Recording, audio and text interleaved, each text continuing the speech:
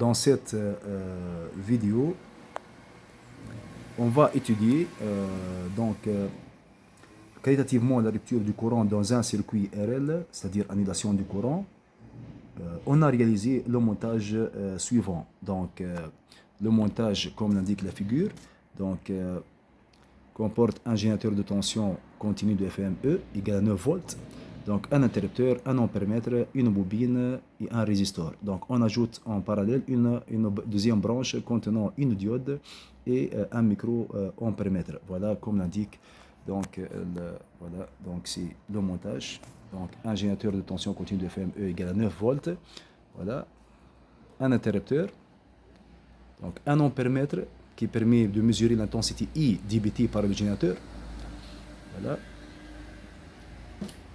Donc, une bobine. Donc, une bobine. Voilà. Et un résistor. Voilà. C'est un rhéostat où l'on fixe la résistance R égale à 10 ohms. Voilà. On a le borne négative du générateur. Voilà. Donc, c'est le circuit. Donc, quel est le rôle de la diode? Donc, voilà, donc, on ajoute une deuxième branche qu'on a en parallèle, donc contenant une diode. Donc, oui, l'anneau gris, c'est la cathode. Voilà. Donc, c'est la cathode, comme indique la figure. Voilà. Donc, c'est la borne, voilà, qui correspond à la cathode. Donc, lorsque K est fermé,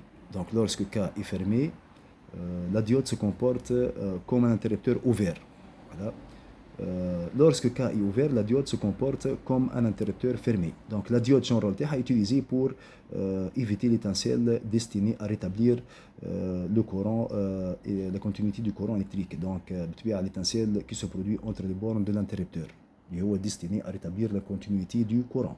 Donc la diode permet d'assurer sans danger la continuité du courant électrique. Voilà. Donc, on ferme l'interrupteur K. Ferme l'interrupteur K. Qu'est-ce que vous observez? Voilà. On ferme l'interrupteur K. Donc, l'ampèremètre indique une intensité I égale 0,5 ampères. C'est l'intensité du courant débitée par le générateur de tension. Voilà. Le voltmètre indique une tension. Lorsqu'on ouvre l'interrupteur, donc,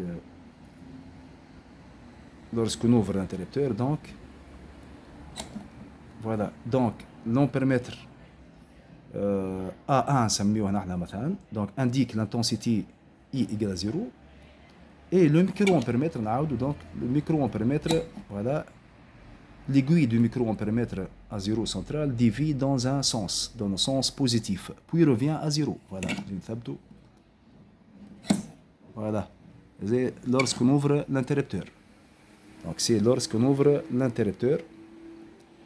Voilà, on ouvre l'interrupteur. Voilà. Donc, on ferme l'interrupteur. I égale, l'ampèremètre indique I égale à 0,5 ampères. Donc, on ouvre l'interrupteur, l'ampèremètre indique I égale à 0 et l'aiguille du micro-ampèremètre indique une valeur donc, non nulle, puis l'aiguille revient à 0. Voilà. شوفوا مع بعضهم زوز. Voilà. Voilà. Donc l'aiguille du micro-ampèremètre dévie dans le sens positif, puis revient à 0. Voilà. Puis revient à 0. Donc, et le voltmètre, lorsqu'on ouvre l'interrupteur K, voilà, donc le voltmètre indique une tension aux bornes de la bobine. Voilà.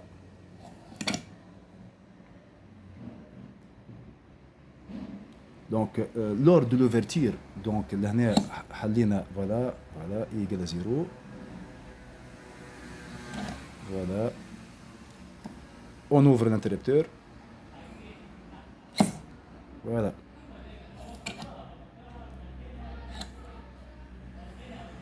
Voilà.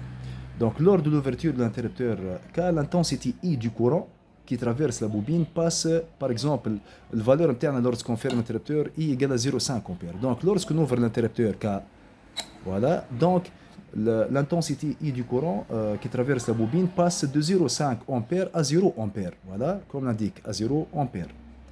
Donc la bobine s'oppose à cette variation par la création d'un courant. Donc par la création d'un courant d'auto-induction. Donc et l'apparition d'une FEM d'auto-induction. Donc là, كنرجعوا كيف lorsque nous ouvrons l'interrupteur K, donc قلنا أول حاجة le voltmètre indique une tension. Donc لهنا واضح إنه ثم FEM création d'une FEM au bord de la bobine. في نفس الوقت donc voilà.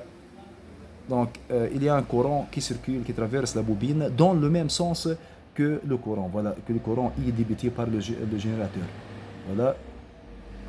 Donc, là, la FEM d'auto-induction tend à s'opposer à cette diminution. Donc, le 0,5 ampère, le 0, c'est une diminution donc, de l'intensité du courant. Donc, tend à s'opposer, cette FEM d'auto-induction tend à s'opposer à cette diminution. Elle tend à faire circuler un courant lié au courant d'auto-induction qui circule dans le même sens que le courant I débité par le générateur. Donc c'est le phénomène d'auto-induction. Voilà.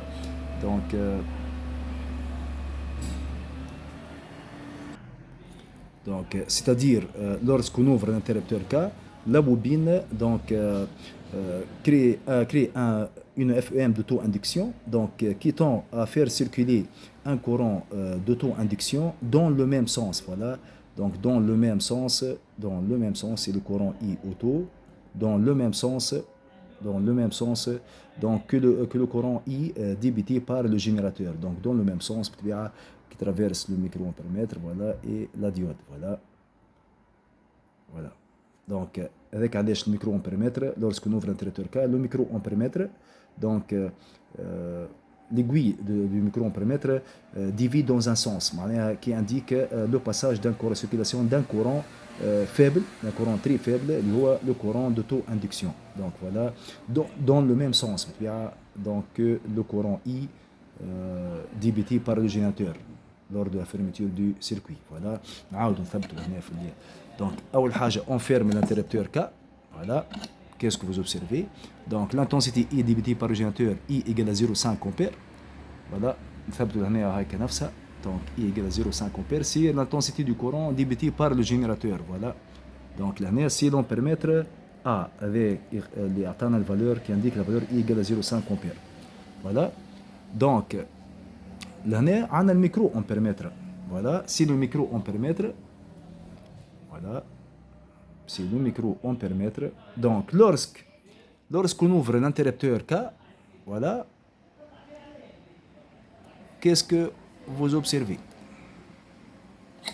Voilà. Donc, on observe que l'aiguille du micro-ampèremètre indique, divise dans un sens, lié au sens positif. Voilà, voilà. Donc, voilà, on ouvre l'interrupteur. Donc, voilà. C'est le sens du courant d'auto-induction créé par la FEM d'auto-induction de la bobine. Voilà. Voilà. On ferme l'interrupteur. Donc, et on ouvre l'interrupteur K. Voilà. Kif là. Donc, le voltmètre. Lorsqu'on ouvre l'interrupteur, voilà. Donc, il existe une différence de potentiel entre la bobine, entre les bornes de la bobine. Voilà.